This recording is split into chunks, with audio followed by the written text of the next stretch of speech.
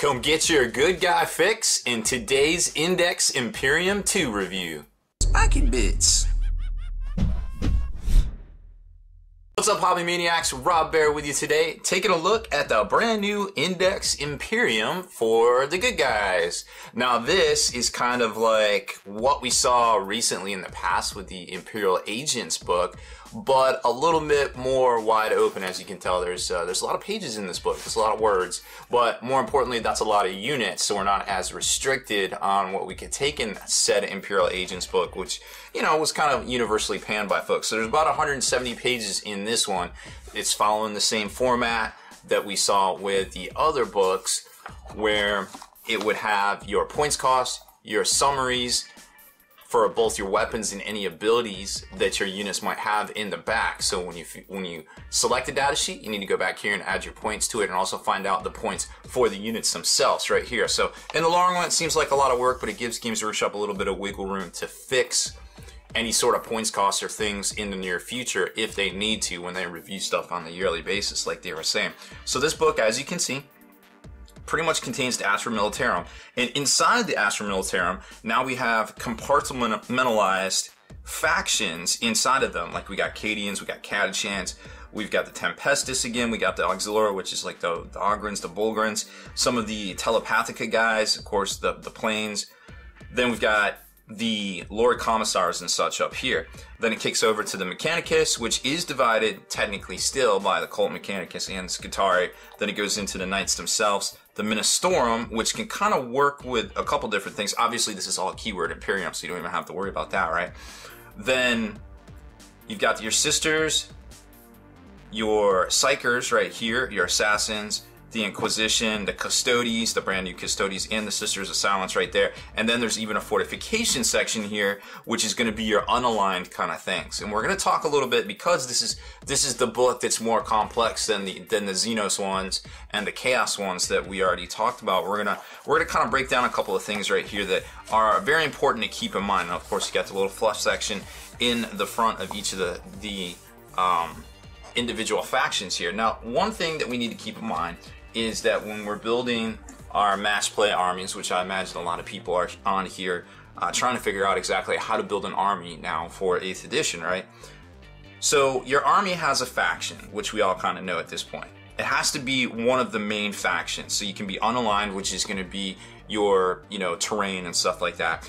Or you can be Imperium, Chaos or Xenos or something like that. Or you can pick something like, say you want to be Adeptus Astartes or whatever. As long as your whole army is Adeptus Astartes, that's cool. It's all good in the hood, right? But chances are that you want to be like, oh, I'll take some, we're all 40k fat kids. We all want to order from the buffet. So we're going to walk up and we're going to be like, all right, let me get a side of Imperial Guardsmen. Let me get some, some Space Marines over here, maybe some Sisters of Battle, whatever. And kind of put it all together under the umbrella of Imperium, which is cool. Or you can be super, super dialed in and specific, like we just talked about with, like, say you just want to do Space Marines. Now, that being said, there's another little caveat here, and you're going to see why this is going to come into play for battle-forged armies themselves. Okay, so a battle-forged army has to consist of detachments, and inside of each and every one of those detachments, you have specific things that you're going to have to be aware of. Most notably, for the point I'm trying to make when we look through these data sheets today, is that command benefits, or excuse me, restrictions, are going to really come into play here. So all units must be from the same faction. So whenever you plug and play into all of these, if they didn't have that rule right there, technically each detachment, you could have some Chaos, you could have some Tau, you could have, stuff that crossed the different books. As a matter of fact, that is actually why, let me see if I have it handy, the Genestealer cult is worded as such, because the Genestealer cult theoretically would not work on paper if it wasn't for this little caveat right here that I'll show you that you might not be aware of. It's very easy to overlook because there's so many words.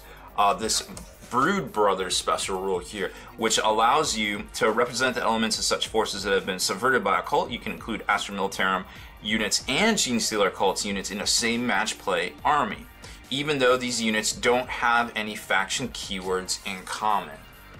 So right there, that, not necessarily on this detachment level, but that gets you around that restriction on your match play right here for army faction, because they wouldn't share any keywords. Because technically, the Astra Militarum is Imperium, and the Gene Stealer cult would be Xeno. So that's kind of the point I'm trying to make. And you're like, wait, this is a really long ways to go around the barn to make a point. And I'm going to show you how that's all going to come into play here. Because remember, like I just showed you in the contents right here, there's little teeny weeny mini factions in here that you need to be aware of, because each one of these is going to have a specific restriction as to what you can put into its vehicles, right? Or even what you can, who can perform orders here, because it isn't like the guard days of old where you could just, hey, this commissar over here is gonna do an order, or hey, this dude, you know, Lord Strachan's gonna do an order over here. You can't do that anymore, and here's why. So first off, Astra Militarum special rules or abilities, not everybody has it, but the ones that do, obviously the HQs, are gonna have the voice of command. And the voice of command just basically allows you to issue the orders at the start of the shooting phase. You still have to do them at the start of the shooting phase, and you have to do them in order. There isn't this specific like detachment. You have to go from like company command down to platoon command or anything like back in the day. It's your choice. Same with the tank orders, which are going to be right here under tank commander, and of course past Casimir as well. So that's them right there. And also it explains like how regiments are basically your factions here. So you can have regiment, you know, Cadia, or you can have regiment Catachan or Vostroya or whatever you want, as long as they all match. You know what I'm saying? So over to here, the orders real quick. Take aim, reroll ones for all models in the ordered unit till the end of the phase. First rank fire, second rank fire. This one's a little bit more devastating than we've seen in the past, because they get to take all of their las guns, change their type to rapid fire 2 until the end of the phase. So all las guns and hotshot las guns in an order unit change their type to rapid fire 2 until the end of the phase. So remember, if you're rapid fire 2 now, you get to fire it twice at 12. Well, I'm assuming they're all las guns, so they're 24 inches. So they get to fire twice at 12 inches. So now you're talking 4 shots. You splash it a couple orders. Now you reroll ones. That's, you know, that's a lot of flashlights shooting at you. I don't want to be on the receiving end of that. Bring it down, reroll rolls of 1 for all models in the order unit. Forwards for the Emperor. Units can shoot in this phase, even if it advanced in its movement phase. And notice it says the ordered unit. That could be a vehicle or that could be troops. Now, you might not necessarily be able to cast them, but because they're infantry, so you're not going to be able to actually throw down a vehicle. So never mind. That is a moot point right there. Get back into the fight. The ordered unit can shoot this phase, even if it fell back in the movement phase. Move, move, move. Instead of shooting this phase, the ordered unit immediately moves as if it were the movement phase. It must advance as part of this move and cannot declare a charge this turn, so that just gets them moving. And fixed bayonets, and this can be particularly devastating more than in years past. This order can only be issued to units that are within 1 inch of an enemy unit. The ordered unit immediately fights as if it were the fight phase. And you're probably like, well, they're guardsmen, they're not exactly good in combat. That may or may not be true, but something getting double attacks is always better than single attacks. And if it's a last-ditch effort to hold the line, or, you know, just kind of perform that bubble wrap barrier around your tanks, that might be a pretty clutch order to give right there. Now, getting into the units themselves, you can kind of see, get the flair or the flavor for how the army's going to work. The company commander hasn't changed, except for the fact that he is on his own now. He doesn't have a retinue or anything like that. Those are from the days of past. He's got 4 wounds now instead of 3. Still has his refractor field, and still has a, you know, a good bit of survivability theoretically. If you start thinking about it, he does have the voice of command. He can use it twice. You're gonna find that a lot of bigger models can use it 3 times. Stuff like, actually I forget who does, but there's somebody that can do it 3 times, I assure you. Now over here, your tank commander pretty much works the same way as before. There's a little bit of different wordage on the plasma cannon stuff here, that if they overheat, it can do a lot of damage. But just take a look at this emergency plasma events, which I think only apply to plasma cannon, not the executioner plasma cannon. It isn't specific here, but theoretically, rules as written, supercharged plasma cannon isn't necessarily a supercharged executioner plasma cannon. So I'm assuming that they meant that one, because otherwise that rule doesn't make any sense. There's tanks themselves have a lot of great abilities. This model does not suffer the penalty to turret weapons hit rolls for shooting a heavy weapon on the turn in which it has moved, because normally it'd be -1. The following weapons are turret weapons, and it runs it down right there. Remember, tanks can always fall, or any unit can fall back, not necessarily be able to shoot. in the preceding movement phase, because remember, when you fall back, you can't really do anything else unless you have the ability to do so. Now, tank orders look pretty cool. Full throttle. Instead of shooting this phase, the order model immediately moves as if it were the movement phase. It must advance as part of this move and cannot declare a charge in this turn. So that actually will get you across the table pretty quick. Tanks are clocking in with a movement value of 10. If you do get to run, or you do get to advance rather, to that movement right there, then you're talking 14 inches. You get to do it again in the shooting phase. You can get up around 20 inches or so, get in a good position to score some objectives, or perhaps lay down some covering fire on a flank or something like that. Gunners kill on sight, reroll rolls of 1 for an ordered model until the end of the phase. Strike and shroud, this order can only be issued to a model that is not yet using smoke launchers. The ordered model can shoot its weapons and launch its smoke launchers this phase. So obviously doing 2 of those is pretty beneficial depending on what you're trying to shoot at. And then it gets into more and more stuff in here. Now, a couple of other special rules you need to be aware of. Chimeras look like you cannot shoot out the top hatches anymore. There's no more fire points or anything like that. Some of these vehicles in here have this really interesting vehicle squadron rule. First time a unit is set up, all models in the unit must be placed within 6 of each other. From this point onwards, they operate independently and are treated as a separate unit for all rules purposes. So that helps you set up first and possibly dictate whether you go first or second. There's a lot more of the tanks and everything right there, culminating in all the Baneblade chassis. And there they are. You might want to take a special look at the Shadow Sword. That seems to be a pretty good one. On to the Cadian troops. Now these guys right here would only be able to issue orders, theoretically, to other Cadian regimental units. So if you take these guys, you're not going to be able to throw an order back at something that has the Catachan keyword kind of type deal. So if you're taking this and you're taking generic stuff in here, you can technically call it all Cadian, and they can issue the orders. Now, something I wanted to mention to you too, that you need to be aware of depending on what units you're mixing here. Let's see. This is transport. A model can transport 12 Astra Militarum infantry models. So this one is very unspecific in the fact that it just says Astra Militarum. So you can splash in your Catachan guys, your Bulgrins, your Ogrins. Well, if they're, yes, they are allowed still in the Chimera. Not restricted to just if it's Cadian or something like that, but the orders are restricted in that way. So just be aware of that. That's something that that may come up in game or may not, depending on how people decide to build their match play lists. Oh, that's who it was.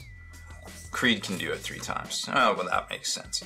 Okay, so Knight Commander Pask is still a G. He's got some really good abilities. Not exactly as powerful as he was in the past, but he's still definitely worth taking. Might I suggest the switching of the Punisher Cannon over to the Demolisher Cannon? That seems to be a very good choice at a heavy D3 shots, that if they get through, those D3 shots could do D3 damage at Strength 10 AP3. Ouchies. Do not want that. And then we get into the Catachan Jungle Fighter section. Remember, be aware of the differences in the keyword, the regimental keyword here, because they can't be throwing orders to Cadian units, and etc., etc. So just something to be aware of. That's why we kind of went the long way around Robin Hood's barn right there. And then it gets into the Tempesta section. Nothing too crazy. Oh, this is what I did want to talk about. So we've got the Commissar office here, and Commissars are really interesting because they have their own keyword, but so you're gonna have to play them in an Astra Militarum themed list, right? Notice that these guys cannot issue orders because they don't belong to a regiment, so that wouldn't make any sense. But Yarek's still pretty good. Commissars are good in general, but you just can't take him as a cheapo way to just issue orders these days, which kind of makes sense, I suppose. Then it gets into the Auxilia, which are your Ogrins, your Bulligrins, and things like that. And again, you're just going to play them in an Astra Militarum list, it looks like. Then it kicks over to the Cult Mechanicus. Now, this is where it gets really interesting. Because remember, there was all these rumors about combo books, which is kind of what they did. So you can play an Adeptus Mechanicus list that contains both Skitarii and Cult Mechanicus elements, which is fine. But you have to be aware that you could actually play them in a larger Imperium force too. And it would be perfectly okay as long as you follow the guidelines that we talked about for match play detachments. And just be aware that certain factions cannot get in each other's transports.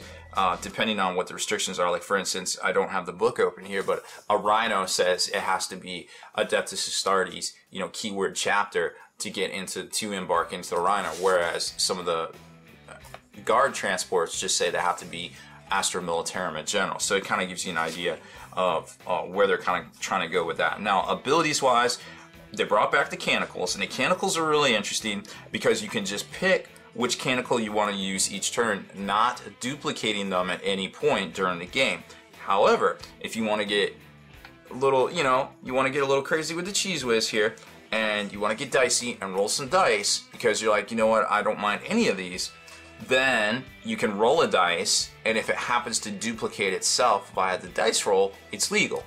So this is kind of one of the instances we're going to see where the dice roll kind of gives you a better abilities, but isn't necessarily needed in gameplay. You can just say, okay, I want Litany of the Electromancer, which by the way isn't as good anymore. I don't like anything that's like roll a d6 for each thing around you and on a 6. I don't like that and on a 6 because a 6 is so hard to get. It's kind of just not worth even doing at that point. So here's your new Mechanicals of the Messiah table.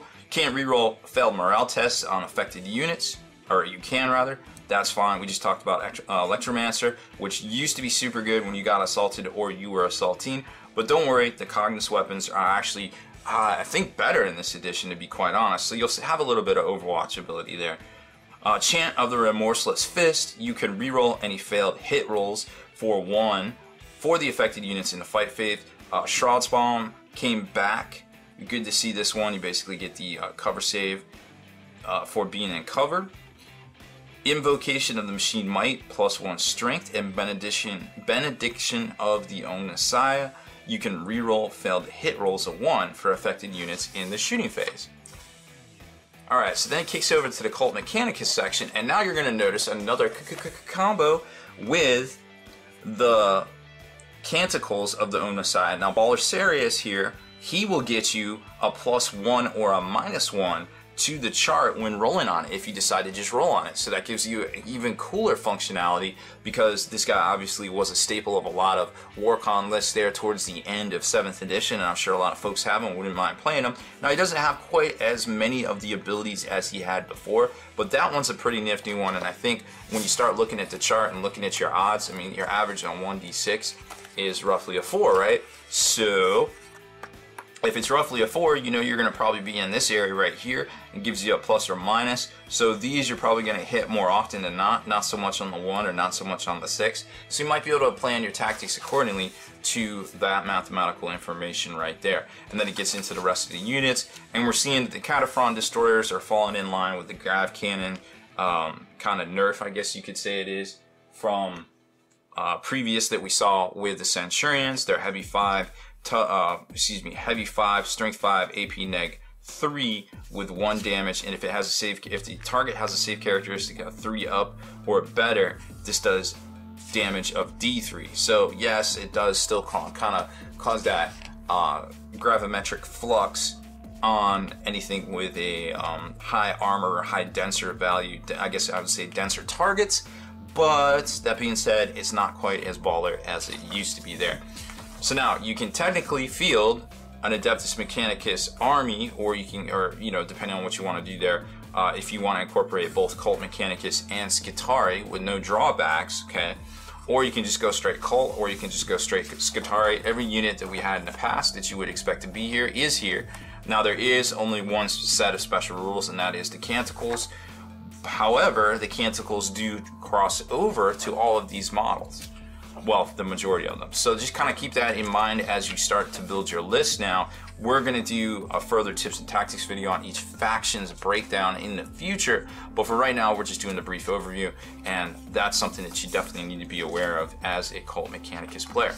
Now, jumping into the Knights themselves, again, we've seen a lot of Knights, we've seen a lot of versions of rules for the Knights over the past few years. I guess it's been about a version per year of rules. Now, Stomp has obviously gone away. I'm sure you've heard of that at this point. There's no sense harping over it. Now they have the Titanic Happy Feet, but which aren't too bad, to be quite honest.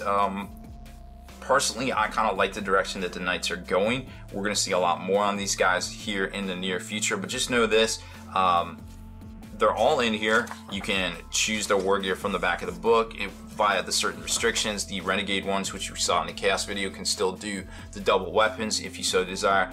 I mean, knight errants overall, I think while they did go air quotes up in points, 320 base for all of the knights, I think the thermal cannon, I think it's clocking in at 76 points. The Stubber's 4. I believe the Reaper Chainsaw is a paltry only 30 points, which kind of seems like a steal to me, doing the auto 6 damage, I believe it is. Seems pretty solid to me, but just know the fact that you know, that's going to clock you in well over 400 points at that point, which is more than we saw in the past, traditionally 375 to mid 400s for some of the higher level ones. But these guys are way more effective, I feel like, on the tabletop now with the change in the 8th edition. So again, you can include them in Imperium armies, or you can do straight Questor Imperialis. Remember, you can build up the stuff. These are Lords of War, so if you want to go still get some command points and such, you can always take your super heavy detachments in the back of the book. They just all have to be from the same faction, which of course we all know how that works at this point. Now the Adeptus Ministorum gives you all those great priests. Now the hymns don't work quite as well as they used to in the past. They do have some special abilities. Shield of Faith kind of is shared by some models. They have a 6-up invulnerable save. In addition, any units with the Shield of Faith can attempt to deny one psychic power in each enemy psychic phase in the same manner as a Psyker. If they do so, instead of rolling 2d6, they only roll a single die. So that's obviously going to dictate what they are able to try to block, you know, Warp Charge 5 and 6 kind of things. Actually, I don't even think you deny on a 6, so you wouldn't be able to even try to deny on a 6. They also have, some of them have the Zealot special rule here, where you can reroll failed to hit rolls for a unit with this ability in a turn in which it charged, made a heroic intervention, or was charged by an enemy unit. Zealot used to be the bee's knees back in the day. Now it isn't quite as effective now because it's not as easy to throw it out to larger units, where you have these smaller units that are kind of intermingling and doing their new 8th edition character thing, but it's still worth mentioning in and of itself there. Now the Acts of Faith, roll a 2+, 1 unit from your army with the Act of Faith can perform the Act of Faith from the following list at the start of each of your turns. Some abilities may allow you to use more than one Act of Faith in the same turn. When this is the case, a different unit must be chosen to perform each Act of Faith. So you can't perform the same one on the same unit twice per phase, or per turn rather, because it's 2 player turns equals 1 battle phase. Okay, so what do we got? Hand of the Emperor. The unit may immediately move as if it were the movement phase. Seems pretty tactical. Unit can immediately shoot as if it were the shooting phase. Also very tactical. Basically getting 2 shooting phases or 2 moving phases. The Passion. This unit can, if it's within 1 inch of an enemy unit, immediately pile in and attack as if it were the fight phase. Hey, you get 1 of each for free right there. That seems good. Spirit of the Martyr. 1 model in the unit recovers D3 lost wounds, or you can return a single slain model to the unit with 1 wound remaining. So that's an important characteristic, because we've seen similar mechanics throughout some of these faction abilities here, and it has to specifically say you can return a single slain model to the unit with 1 wound remaining in order for you to do that. So healing wounds or recovering lost wounds is not the same as returning a model to play. Now you could return a model to play, and the next turn pop off the Spirit of the Martyr again and heal it back up if it's a multi-wound character. It's just something to keep in mind there. Like I said, the War Hymns, not quite as effective as they used to be. Add 1 to the attack characteristic of all models with Adeptus Ministorum Infantry and Adeptus Militarum Infantry that are within 6 inches of any friendly Ministorum priest. So it does function in the same way it used to, but you don't have that kind of tool chest of abilities to pop off, like rerolling saves or rerolling to wound, or even having a free smash attack right there. But I mean, adding 1 to attack characteristics has never hurt anybody in the history of ever, I feel like, so why not? Then it goes through all those units. Then it kicks over to the Sisters, where you've got Celestine, which is arguably better in this edition than last edition. Generic Canonesses, and they of course have all the Acts of Faith and the Shield of Faith. So those special rules are going to carry over into the Sister section here, which you can see there is pretty much every unit that we saw in the past, as far as I can tell, supposedly. The Exorcist looks pretty saucy. It has the Exorcist Missile Launcher, which is heavy D6 and does D3 wounds or D3 damage rather, at strength 8, negative AP 4. That's a spicy meatball. You get hit in the face with that one. Nobody wants that. Nobody in the history of ever. Then it kicks over to the Telepathica, which they say army-less, but we all know how that works. You can splash them in with Astra Militarum, or I suppose theoretically you could take a whole detachment of Astra Telepathica if you wanted to. You've got the main ones we all heard about, know about, and love, the Primaris, the Weird Vein, the Astropath, and then that's pretty much it. That's all the Psykers we have. So there's your Psychic Disciplines, Terrifying Visions, Warp Charge 7, choose an enemy unit within 18, subtract 2 to their leadership, Gaze of the Emperor, draw a straight line 2d6 long away from the Psyker, roll a dice for each model at the center of the line, passes over on a 4-up, that unit suffers a mortal wound, kind of okay, I mean, average is 7 inches, so it may or may not be as effective, and if you can draw some baller angles, that might be okay. Psychic Barrier, if manifested, select the friendly Astra Militarum unit within 12 until the end of your next Psychic phase, add 1 to that unit's saving throws. I feel like that's something we wanted from Warhams, but we got it in a spell format here, so might be taking that one for sure, I feel like, on a few units. Then we get into the Sisters of Silence. They obviously do their Thug Thizzle with the whole Psychic Abomination thing, still taking away Warp Charge and things like that, popping off Deny the Witch. They can also reroll failed wound rolls for this unit when it attacks Psykers, so they're very, very much against those Psykers. They are not on board Team Psyker there. You can see all the models, which had a fleeting set of rules in Warhammer 40k with the Talons of the Emperor box, and now that has gone away. The Assassins, some of the most coolest, dopest looking models over the years, now have arguably better rules than they've ever had before in 8th edition. So that each one of these guys is an independent operative. They can never have a Warlord trait. During deployment, you can set up this model in concealment instead of placing it on a battlefield. At the end of any of your movement phases, this model can reveal its position. Set it up anywhere on the battlefield that's more than 9 away from an enemy model. Obviously, that's for the assaulting ones. Might not necessarily want to do that with the Vindicare, lying on wait, and the claw, and, you know, the church bell tower there. Lightning reflexes, they all have a 4-up invulnerable save, and then it gets into their particular stat lines. But maybe more importantly than what they actually do themselves is the fact that their points cost is nearly in half of what it used to be in the old edition. And you can tell once you start digging into these rules here that it might actually be worth it to take multiples of these guys. Just to the fact that you can have a Vindicare in your backfield blasting out shots, but your shots might only do D3 damage. You can have 2 of these bad boys comboing up to just like drop, you know, things within the 5 to 6 wound range per turn, or over the course of a couple turns take down a vehicle, or, you know, something like Monstrous Creature Dreadnought level size right there. They he does not have, for the first time in the history of ever, the Vindicare does not have his special rounds, which is really interesting to see, but it's still not a bad little set of rules for this guy. I mean, just at base strength 5, neg 3 AP, D3 damage, is no joke at 72-inch range is pretty good. And then the Exodus pistol kind of does the same thing, but only strength 4. And it obviously wounds infantry models on a 2-up, and invulnerable saves cannot be taken against a wound inflicted by this weapon. So chances are it's going to get through cover saves and do the Lord's work. Plus, remember, these guys are characters, so you're not going to be able to target back with retaliatory attacks quite as easy as before, just shooting a last cannon across the table at the, you know, the assassin up in the building, and then he just drops over dead, and it's like, cool, glad I spent 150 points on that one, guys. But nope, they should have a little bit more survivability.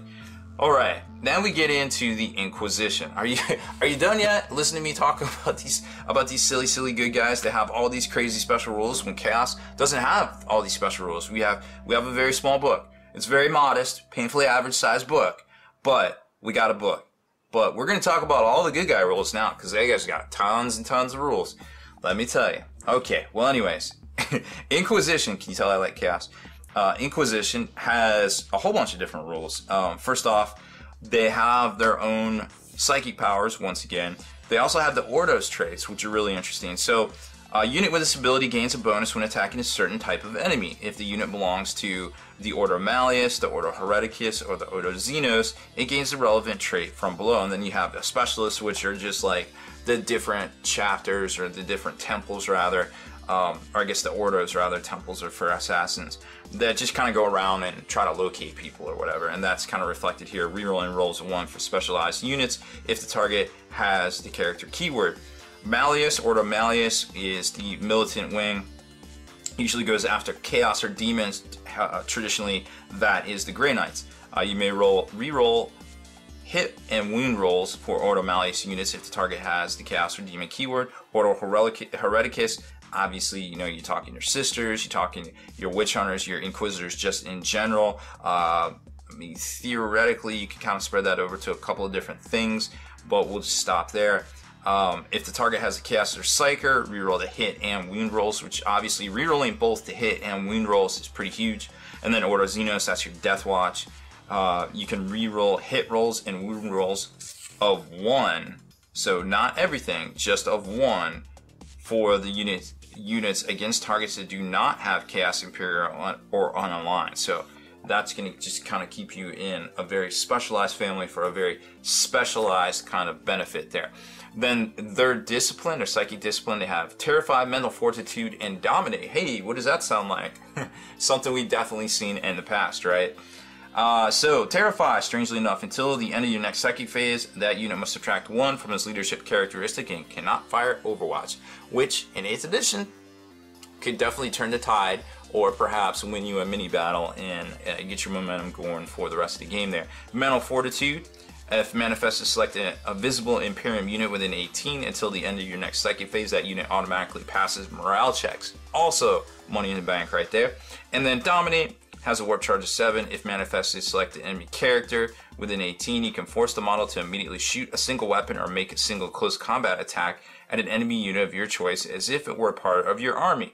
They cannot attack themselves, but they can attack other members of their unit. So if you catch them slipping, they might be able to get got. Also, too, while it does say enemy character, there are a lot of characters out there, Gazgul Taraka, that would definitely rain down the hurt on something nearby if you were able to gain access to them for 1 round. And then you've got notable Inquisitors, of course, Cortez, Kazmarov, Greyfax. Cortez isn't quite as Billy a badass as he used to be, but he still has a spy network, which gives you that really great kind of interceptor ability there to fire Overwatch if somebody sets up within 6 inches. Or excuse me, if an enemy unit sets up on the battlefield after the game has begun, you may select a friendly Order Malleus unit within 6 and immediately use it to fire Overwatch. So it's pretty much just better than Interceptor. You just select a unit within 6 of Cortez and they get to Overwatch, assuming they're in range of whatever, you know, just decides to drop on by. That is way better than the ability used to be in generic Inquisitor, Order Malleus Inquisitor, etc., etc. A lot of things we saw in the past. Then it kicks over to Custodes, who are mildly expensive for what you get in the new edition, in my opinion, but I still like them. They're my boys. I like them. So you got your typical Custodian Guard right here. You can have 1 Vixella per army, and it kind of makes sense. 1 additional attack in a fight phase for all models in this unit, while it has a Custodes Vexella, and that's everybody within all Imperium models within 6 inches. So not just Custodes, that carries over to a lot of things right there. So kind of understandable why you only have 1 per army. It definitely makes you want to be like, can I fit a squad of Custodes in my XYZ army? That seems pretty good. Then you got your Contemptor, which we've seen the rules for in the past. Venerable Land Raider has the venerableness, the unyielding ancient special rule, and a little bit of a bump on its stat line. I don't think Land Raiders are traditionally 16. I think that's a little bit of a bump, but we'll have to check that with the Space Marine book. I wanted to say they were 12, but I might be off in my math right there. Wouldn't be the first time. Certainly not going to be the last. And then it kicks over to the Fortifications, which are interesting how they work. They are unaligned, so you can theoretically put them in your army. They're not going to give you any benefit if you don't have any models on the table. You still lose the game at the end of any player turn there, right? So I don't know. They're definitely worth taking. You're gonna have to read up on how like the automated weapons work. I don't think there is a way to man weapons anymore. There's very specific things to read on these, and I'm not gonna kind of spoil it. But when they die, they usually die spectacularly there. And the Sky Shield landing pad definitely works a little bit different, but can repair vehicles that land on it too. So lots of cool stuff to check out there. And in the back, of course, like I said, you're gonna have all of your war gear sections if it wasn't already in there in the particular data sheet area. You're gonna have them right back here, and everything from point values, from the named units to the generic units to how much their weapons cost in both melee and ranged, etc., etc. So I think we have pretty much covered everything in as generic terms as possible for the new Index Imperium 2. Now, if you like our video features here on YouTube, make sure you subscribe to us and turn on notifications so you can be the very first to follow and like what we post up on here. And head on over to thelongwar.net, that's the home of the battle reports, for exclusive content, early access videos, and tons of features on 8th edition 40K already. Become a veteran of the Long War today.